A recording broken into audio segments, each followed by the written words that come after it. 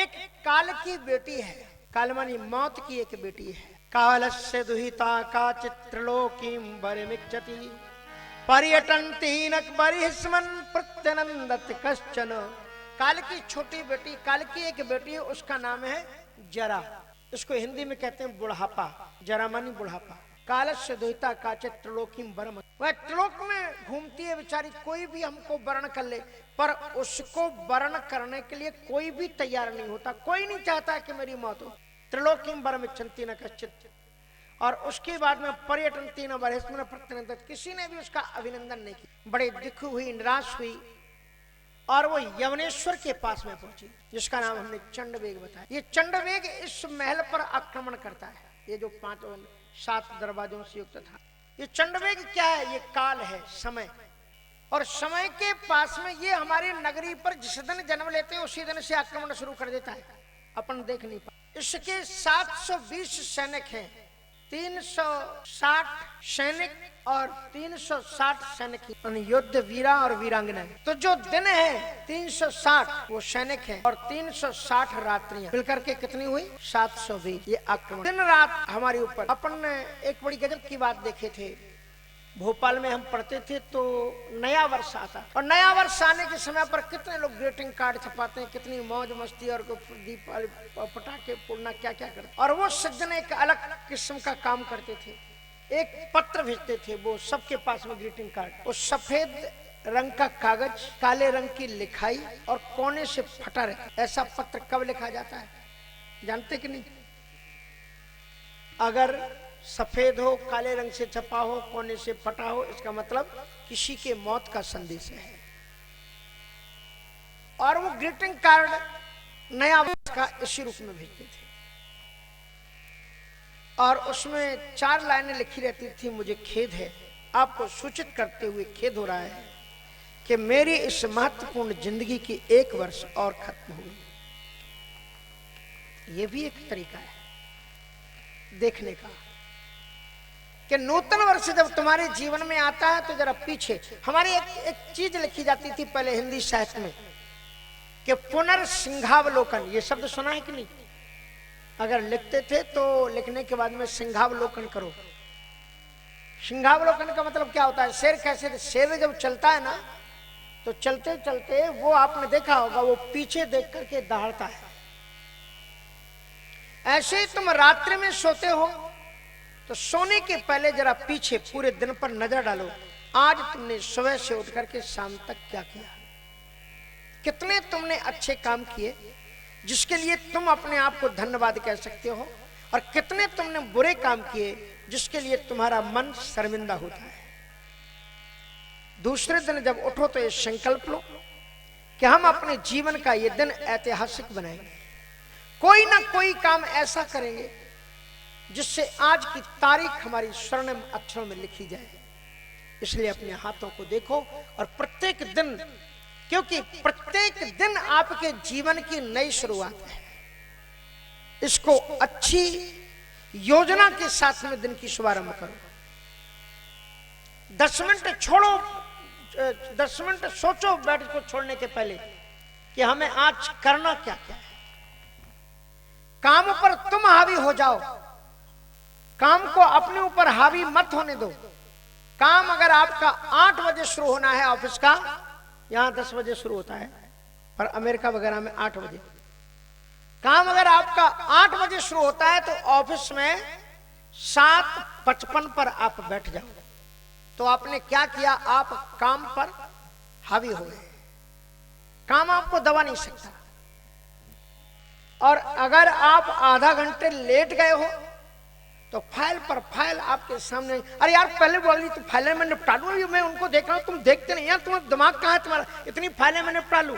काम तुम पर हावी हो गया, ना तुम काम कर सकते हो ना अपने को सुखी रख सकते हो। इसलिए सबसे पहले जीवन में टाइम की कीमत करो। जो लोग समय की कीमत नहीं करते, समय उनकी कीमत नहीं करता।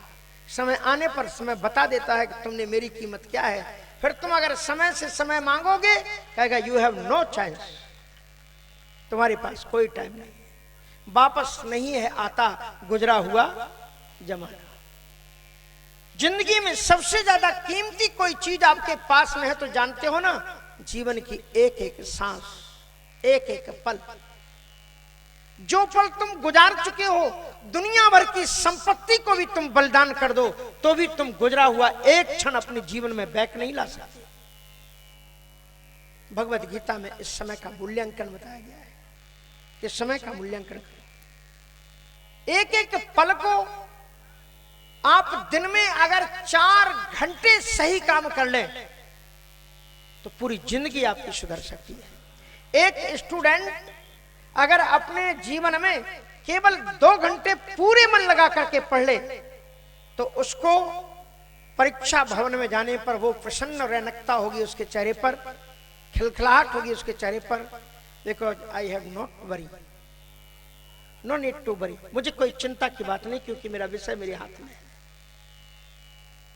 इसलिए जीवन में सबसे ज्यादा भागवत आपको यह बताती है, परीक्षित में समय की कीमत की है।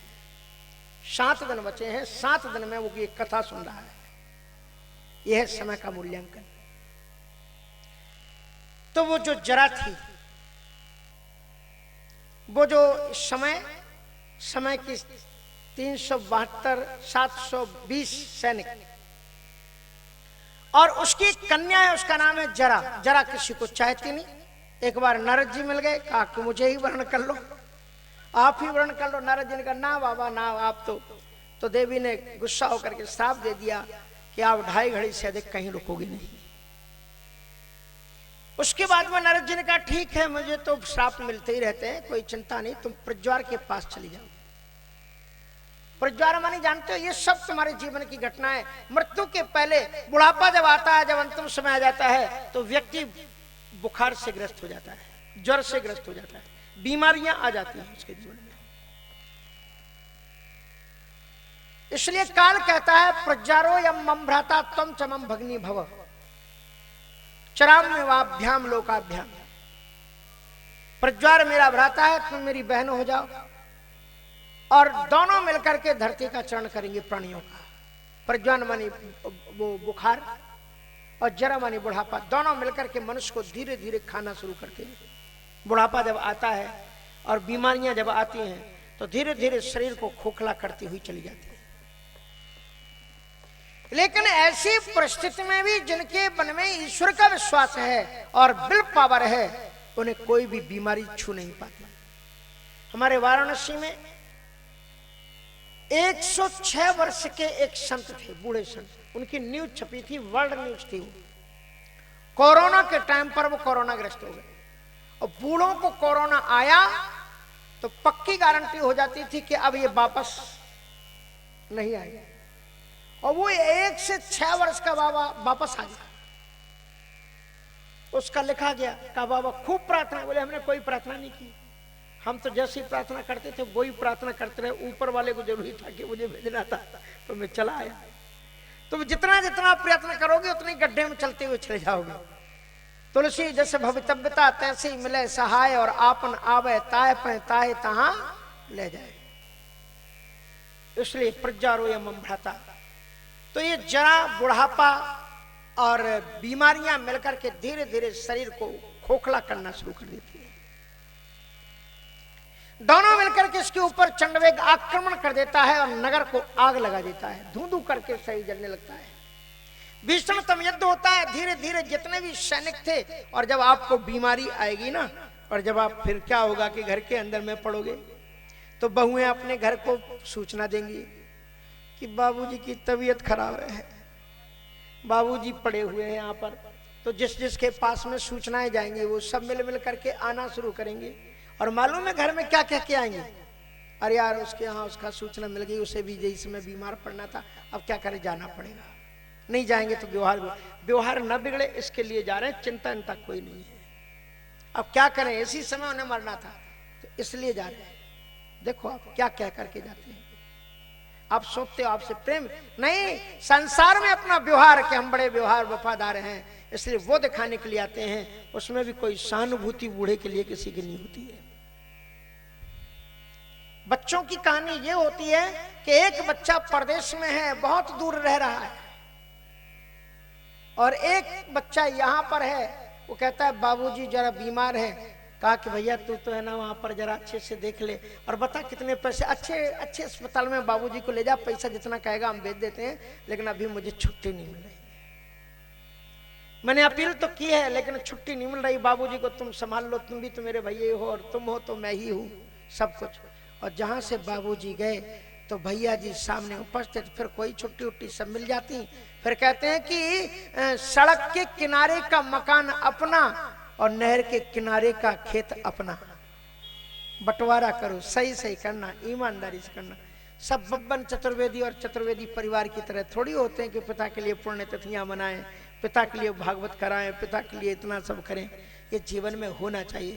पर एक बात आप नोट कर लेना अच्छी तरह से, अगर आपने जीते जी माता पिता को दुखी किया है तो मरने के बाद में कितने भी तर्पण करना, तुम्हारे माता पिता की आत्मा उसे कभी कबूल नहीं करेगी कि तेरे बिना हम नरक में पड़े रहे। तो अच्छा जीते जी तूने मेरा जीवन नरक बना दिया, इसलिए अपने घर में माँ बाप को मत तड़पाओ। एक बार पूजन तुम्हारा ना हो मत करो, पर अगर सास तुम्हारी बीमार है तो आप उसको दवाई खिलाने का ध्यान रखो, उसके स्वास्थ्य का ध्यान रखो। ये धर्म है। इसलिए पहले आप अपने घर में जीवन को सत्य बनाओ, ऊपर का सत्य अपने आप आपको मिल जाएगा, क्योंकि उस परमात्मा का एक नाम है सत्य नारायण। तुम अपने जीवन में सत्यता का आग्रह पालन करो। इस पर आक्रमण होता है, बहुत से लोग प्रयत्न करते हैं और अंत तो गत्वा ये स्थिति आती है कि धीरे धीरे करके सब नाते रिश्तेदार चले जाते हैं। बच्चे भी जो छुट्टी लेकर के आए थे वो भी चले जाते हैं, जो घर में है वो ही रहता है और फिर केवल एक श्रीमती जी रह जाती है, या फिर श्रीमती जी बीमार है तो श्रीमान जी रह जाएंगे, कोई नहीं साथ रहने वाला। और ये स्त्री भी कहां तक जाती है आप जानते हो। वैसे पुराने जमाने में तो इसमें सन से बाहर तक नहीं जाती थी, दरवाजे से वाय वाय विदा कर देती थी। और हाँ, पुराण काल में देखने को तो मिलता है कि गई हैं स्त्रियां स्मशान भूमि तक, पर जीव जब जब चला तब अकेला चला। उसके बाद उस राजा की मौत हुई। दक्षिण भारत में शुद्धम्न नाम की राजा बनकर के पैदा हुए, सुंदर उनका श्रेष्ठ विवाह हुआ और उसके बाद में उनकी मृत्यु हुई। एक स्त्री के रूप में परिणत हुए और स्त्री के रूप में किसी राजा के साथ में उनका विवाह हुआ और 8 पुत्र 1 पुत्री पैदा हुई। और इस प्रकार से जब उनके राजा की पति की मौत हुई तो मौत पर वो खड़े होकर के वो आत्मा रो रही थी स्त्री के रूप में कि मैं तो विधवा हो गई, मेरा तो कोई नहीं बचा, मैं क्या करूं। और उसी समय पर ये मालूम किसकी स्टोरी चल रही पूरी, पुरंजन नाम के राजा की, जो तुम्हारी आत्मा है, आत्मा की कथा है। न जाने कितने बार हम पुरुष बनते हैं, न जाने कितने बार हम स्त्री बनते हैं। एक हंसी की बात कह दें, बुरा नहीं मानना, स्वामी अखंडानंद जी महाराज ने कहीं कही थी, पुस्तक में भी आप देख लेना। उन्होंने कहा था कि आज जितनी स्त्रियां हैं वो सब मालूम है पूर्व जन्म की कौन है। जितनी स्त्रियां हैं वो पूर्व जन्म की वो प्रेम करने वाले पुरुष लोग हैं, जो स्त्रियों का ही ध्यान करते करते गए सो स्त्री आकर के बन गए। और उसी तरह से स्त्रियां जो चिंतन करने वाली थी वो पुरुष के रूप में आ गए। इसलिए अंत काले सागति ये उन्होंने लिखा है। अब कहाँ की व्याख्या ये मुझे मालूम नहीं। तो इसलिए बड़ी विचित्र विचित्र बातें हमारे संत लोग खोज करके लाते हैं। तो चलो वो स्त्री बन गई है, कभी अपन स्त्री बनते हैं कभी पुरुष बनते हैं। ऐसा नहीं कि आज तुम स्त्री हो तो अगले जन्म में भी स्त्री नहीं, पुरुष भी हो सकते हैं, पुरुष भी स्त्रियां हो सकते हैं। सो वो स्त्री बन गया राजा, स्त्री बनकर के उसके पति का वियोग हुआ और उसका अंतिम संस्कार हो रहा है, चिता पर लाश रखी है और सती होने जा रहा है। क्या है मैं इसके बिना कैसे जी।